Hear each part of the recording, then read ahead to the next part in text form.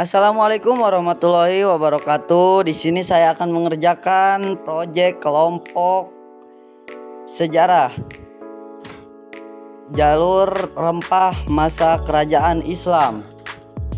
Sebelumnya perkenalkan dulu dari kelompok kami.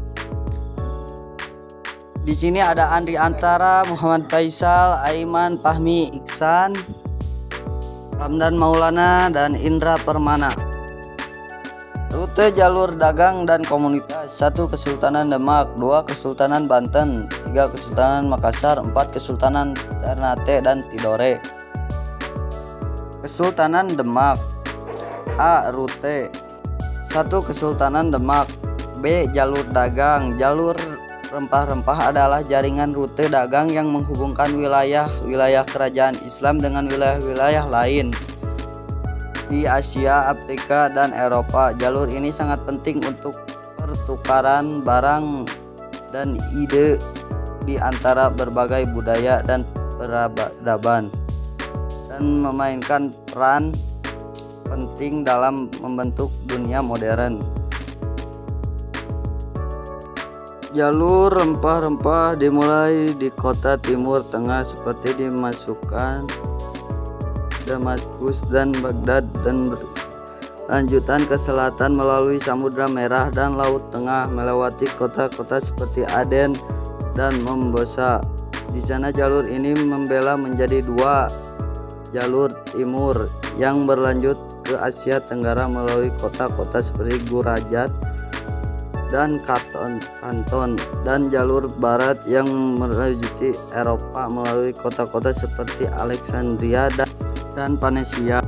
1. Kesultanan Demak. C. Komoditas Kesultanan Demak. Katakan bahwa komoditi utama yang menjadi ekspor kerajaan Demak adalah: 1. Palawija, 2. Beras, 3. Madu, 4. lilin, 5. Gula, 6. kelapa.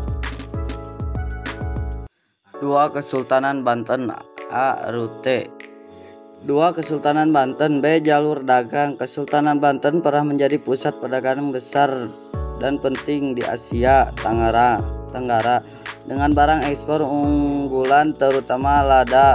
Kesultanan ini mencapai puncak kejayaan di akhir abad ke-16 ke pertengahan abad ke-17. Pada akhir abad ke-17 kesultanan ini mulai dibayangi oleh VOC di Batavia, serta akhirnya dianeksasi ke Hindia Belanda pada tahun 1813. Wilayah intinya saat ini membentuk Provinsi Banten. Saat ini Banten Lama, terutama Masjid Agung Banten, menjadi tujuan penting bagi wisatawan dan peziarah dari seluruh Indonesia dan dari luar negeri. 2. Kesultanan Banten. C. Komoditas Kesultanan Banten. Banten merupakan wilayah yang terletak di pulau ujung Jawa. 1. Lada, 2. kopi, 3. kopi. 3. Kesultanan Makassar. A. Rut.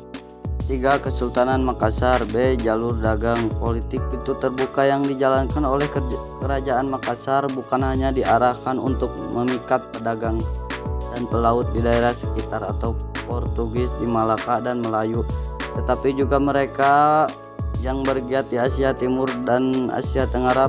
Peran pelaut dan pedagang Sulawesi Selatan tidak dapat diabaikan.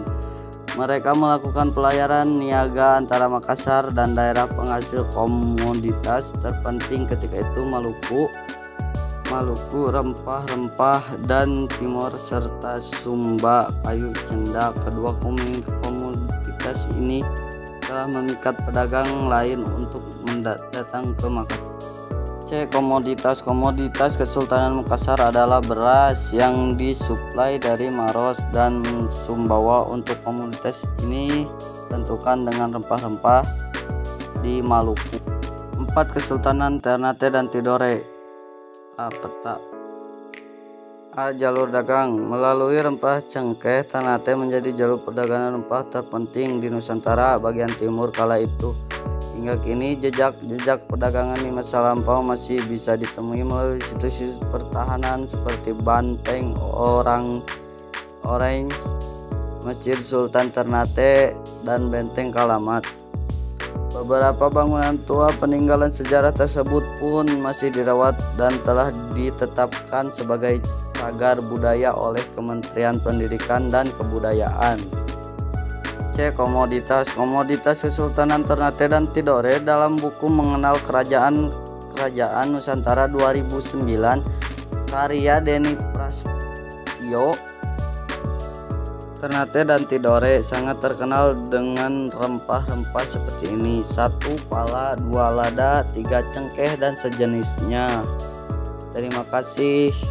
Cukup sekian dari kelompok kami. Wassalamualaikum warahmatullahi wabarakatuh.